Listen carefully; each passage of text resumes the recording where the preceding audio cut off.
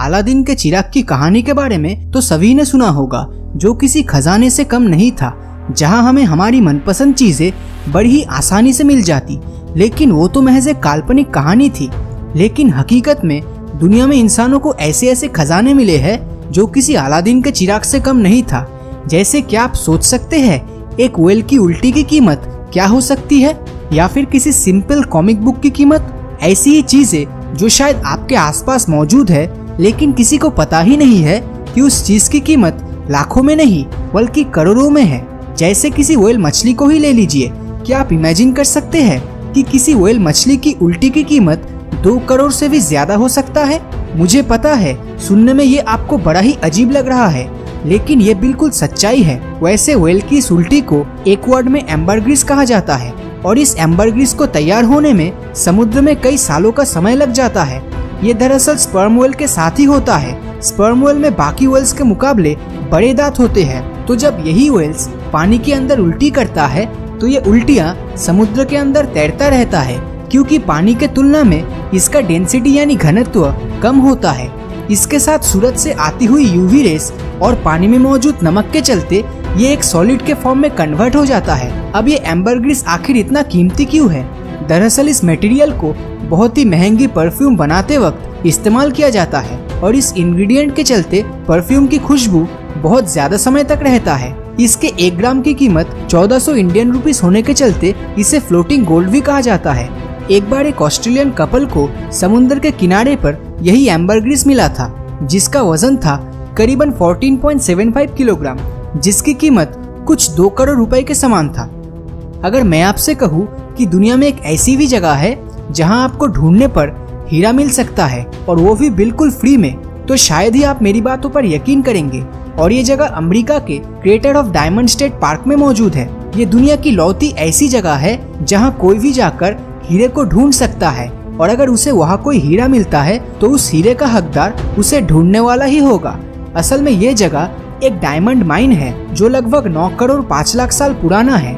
यहाँ का geographical position इतना ही अजीब है कि यहाँ बारिश होने पर यही हीरा काफी हद तक जमीन के ऊपर चला आता है, जिससे तब हीरे ढूंढने में आसानी होती है। 1906 साल से लेकर अब तक 75,000 से ज्यादा लोगों को यहाँ हीरा मिला है, और उनमें सबसे कीमती हीरा था अंकल सैम डायमंड। W.O. बैसम नाम के एक इंसान को ये डायमंड 1924 को मिला था। 40.23 कैरेट का ये डायमंड 1971 में 5 करोड़ 36 लाख रुपए में बिका था। साल 1996 लंदन में 2 बंदे मिलकर एक 100 साल पुराना पियानो खरीदा था, और उसके 15 साल बाद 2011 को उन दोनों ने इसी पियानो को बिशप कैसल कम्युनिटी कॉलेज में डोनेट कर दिया। लेकिन इसके कुछ ही दिनों के अंदर वो पियानो खराब हो गया। तो जब इस पियानो को रिपेयर करने के लिए किसी टेक्नीशियन को बुलाया गया, तब इसी पियानो के अंदर से करीबन 900 पुराने कॉइन्स मिले, और वो सब सिक्के सोने के थे। तो इससे आपको पता चल ही गया होगा कि इस खजाने की कीमत कितना हो सकता है। अब इतने सिक्कों की कीमत काफी ज्यादा होगा ये तो हर कोई बोल सकता है, लेकिन सिर्फ एक सिक्के की कीमत अगर 14 करोड़ रुपए से भी ज्यादा हो तो शायद ही आप उस बात पर यकीन करेंगे। तो लॉरेंस नाम के एक लड़के को अपने घर में बहुत सारे सिक्कों के बक्से मिले। ये कॉइन्स उनके पिताजी का कलेक्शन था। जब लॉरेंस अपने घर छोड़कर कैलिफोर्निया आकर रहने लगा, तब कैलिफोर्निया में एक कॉइन एक्सपर्ट को लॉरेंस ने वो सब कॉइन्स दिखाया। तब उन कॉइन में से एक कॉइन था 1974 साल का डी पेनी, और इस कॉइन को उस एक्सपर्ट ने $300 देकर लॉरेंस से खरीद लिया।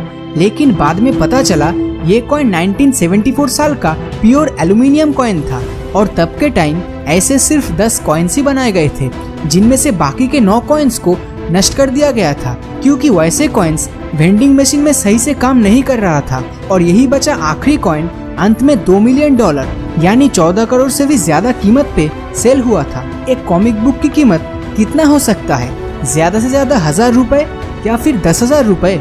लेकिन एक्शन कॉमिक नंबर 1 की तो कुछ और ही बात थी। इस कॉमिक बुक को 1938 में फर्स्ट पब्लिश किया गया था, जिसमें पहली बार सुपरमैन का जिक्र किया गया था। मिनेसोटा में रहने वाले डैरन एडम ने अपने घर के पास के इलाके में मौजूद एक पुराना घर खरीदा था सिर्फ 7 लाख रुपए में। तो जब उस घर में रिपेयरिंग का काम चल रहा था, तभी रिपेयरिंग करते समय उन्हें एक बहुत पुरानी कॉमिक बुक मिली, जिसे उन्होंने तुरंत नीलाम में बेचने के लिए दे दिया।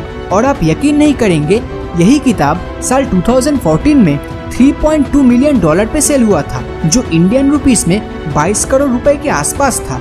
तो इन सब खजानों में से आपको कौन सा खजाना सबसे अनोखा लगा? मुझे तो ओयल की उल्टी सबसे इंटरेस्टिंग लगी और आपको नीचे कमेंट करके जरूर बताना। और अगर ये वीडियो आपको अच्छा लगा तो इस वीडियो को लाइक और अपने दोस्तों के साथ शेयर करना मत भूलना। और अगर अभी तक आपने हमारे चैनल को सब्सक्राइब नहीं किया है तो सब्सक्राइब करके नोटिफिकेशन बेल को ऑन कर दीजिए, क्योंकि मैं ऐसी ही वीडियोस हर हफ्ते लाता रहता हूँ। तो मिलता हूँ आपसे अगले वीडियो में, और हमेशा की तरह थैंक्स फॉर वॉचिंग।